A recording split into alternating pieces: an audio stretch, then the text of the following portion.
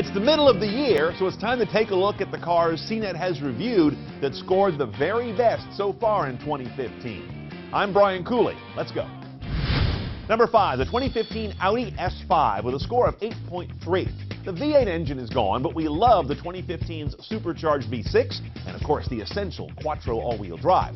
On the downside, this car's infotainment rig was a step or two behind other Audis. No 4G, no touchpad, no really big LCD. Track purists won't care, otherwise you should. Number 4, the 2015 BMW 740 LD X-Drive. It'd be number 1 on a list of most vowels.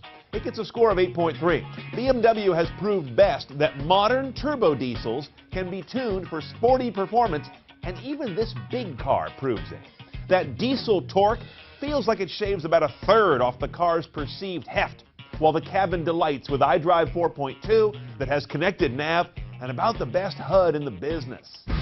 Number 3, the 2015 Audi A3 Cabriolet. 8.4 score, also an editor's choice. That's right, the lowly A3 ranks a couple notches above that S5. It's a great driver that doesn't just rely on its convertible top to make friends. And the A3 was the first U.S. Audi to bring us integrated 4G, which utterly transforms Google Earth and Street View and Live Search. Oddly enough, no voice command. You would have figured a company this smart would have found some other place to mount the ceiling microphone when the ceiling went away. Number 2, the 2014 BMW i3 gets a lofty 8.9. This one's going to be a little controversial, especially since there isn't an 8 after the letter I.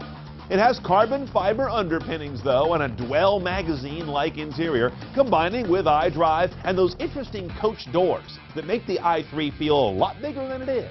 It's a lot more money than a Nissan Leaf for about the same range, but we got the range extender option, which Nissan doesn't even do, along with several other aspects of this car. Before I get you to number 1, let's take a look at dead last, our lowest rated car reviewed so far this year. It's the 2015 Chevy Trax Mini Crossover, a 6.3. Not so much that it failed at its mission, it's that its mission is rather Spartan. Its LCD head unit doesn't even offer factory navigation. There are almost no driver safety assists. MPG wasn't even quite that good. And that ugly black body cladding all around screams, "This is all I could afford." But if that is the case, you'll move a surprising amount of people and stuff for a little over 20 grand. The number 1 car we've checked out so far this year is the 2015 Tesla Model S P85D. An amazing 9.3 score and an editor's choice. Adding a second motor to this car gave the big battery Model S insane acceleration. It says so right on the dash. More importantly, it gave it all-wheel drive. This is also the Tesla that ushers in their big moves toward autonomy, mostly via over-the-air software updates.